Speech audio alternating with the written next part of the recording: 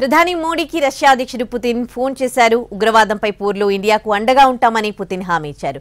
పహల్గాం ఉగ్రదాడి నిందితులను శిక్షించాల్సిందే అన్నారు రష్యా అధ్యక్షుడు పుతిన్.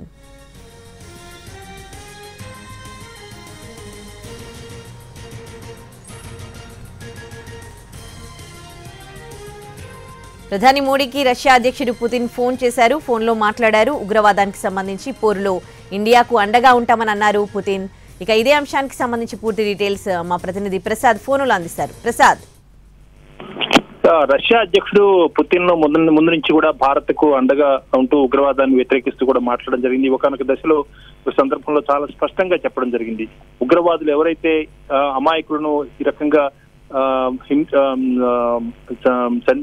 చంపేశారో వారందరినీ కూడా దేవుడు క్షమిస్తాడో లేదో తెలియదు, కానీ తాను మాత్రం వాళ్ళందరినీ కూడా జైలుకు పంపించాలనేదే నా ఉద్దేశం అని కూడా చాలా స్పష్టంగా చెప్పడం జరిగింది. చాలా నర్మగర్భమైనటువంటి భారత్ కు చాలా అత్యధికమైనటువంటి మద్దతు చేసినటువంటి ప్రకటన. ఈ ప్రకటన సందర్భంగా పుతిన్ యొక్క మద్దతు ఏ రకంగా భారత్ కు అండగా ఉంటుందన్న అంశాన్ని ప్రపంచ దేశాలకి చాలా స్పష్టంగా తెలియచేయడం జరిగింది. ఇప్పుడు పుతిన్ కూడా భారత ప్రధాని నరేంద్ర మోడీతో చాలా స్పష్టంగా మాట్లాడడం జరిగింది. ఉగ్రవాదాన్ని పూర్తి స్థాయిలో కూకటి వేళ్లతో సహా పికిలించాలి. అదేవిధంగా ఎవరైతే ఉగ్రవాదులను మద్దతుగా ఉన్నారో వారందరినీ కూడా న్యాయస్థానం ముందు నిలబెట్టాలి. ప్రపంచ దేశాల ముందు వారందరూ కూడా దోషులుగా, ఎవరైతే ఏ దేశాలైతే సమర్థించాయో ఆ దేశాలను కూడా ప్రపంచ దేశాల ముందు దోషిగా నిలబెట్టాలన్న అంశాన్ని కూడా చాలా స్పష్టంగా పుతిన్ చెప్పడం జరిగింది.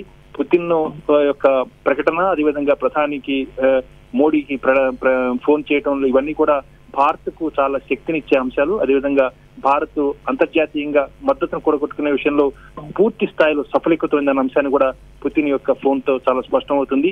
ఇక అనేక అంశాలకు సంబంధించి భారతదేశం ఏ రకంగా పాకిస్తాన్ ఏకాకి చేయాలి, అదేవిధంగా ఏ రకంగా అనేకమైనటువంటి ఇబ్బందులు ఆర్థికంగా, అదేవిధంగా జల ఒప్పందాల రద్దు లాంటివి కానీ, దౌత్యపరమైన అంశాలు కానీ, ఇతరత్ర వీసాల రద్దు అంశాలు కానీ, ఇవన్నీ కూడా పాకిస్తాన్ పై విధించినటువంటి ఆంక్షలు పాకిస్తాన్ ఉక్కిరిబిక్కిరి చేస్తున్నాయి. అదేవిధంగా ప్రపంచ దేశాల మద్దతుతో కూడా పాకిస్తాన్ ఏకాకి చేయాలన్న భారత వ్యూహం ఫలిస్తుంది. ఏ సందర్భంలో అయినా కానీ, ఏ క్షణంలో అయినా కానీ పాకిస్తాన్ పై సైనిక చర్యలు తీసుకునేందుకు భారత్ పూర్తి స్థాయిలో సన్నద్ధం అవుతుందన్న అంశం చాలా స్పష్టంగా జరుగుతున్నటువంటి పరిణామాలు, భారతదేశంలో వరుసగా జరుగుతున్నటువంటి భేటీలు కానీ ఇవన్నీ కూడా చాలా స్పష్టంగా తెలియజేస్తున్నాయి. భారత్ ఏ రకంగా పాకిస్తాన్ కి బుద్ధి చెప్తుంది అన్న అంశమే ఇక మనం వేచి చూడాల్సి ఉంది. ప్రసాద్, అంటే ఎటువంటి సపోర్ట్ ని ఎక్స్పెక్ట్ చేయొచ్చు? అంటే ఏ విధంగా సపోర్ట్ చేసేది, ఎటువంటి సపోర్ట్ చేసేది? కాల్లో డిస్కషన్ ఏమైనా జరిగిందా? అనధికారికంగా మనకు వస్తున్నటువంటి సమాచారం, భారత ప్రభుత్వం ఇప్పటికే కొన్ని బృందాలను అమెరికా, పాకిస్తాన్, అదేవిధంగా రష్యా లాంటి దేశాలకు పంపించింది. ఏ రకంగా ఆయుధాలు, అధునాతనటువంటి ఆయుధాలను ట్రైనింగ్, శిక్షణ, అదేవిధంగా ఆయుధాలను సమకూర్చుకోవడం, వీటన్నిటిపై కూడా బృందాలుగా అక్కడికి పంపించడం జరిగింది. వారంతా తిరిగి వచ్చిన తర్వాత మిగిలిన వారికి శిక్షణ ఇచ్చేందుకు కూడా భారత ప్రభుత్వం చర్యలు తీసుకోవడం చూసింది. ఇదంతా కూడా అనధికారికంగా వస్తున్నటువంటి వార్తలు.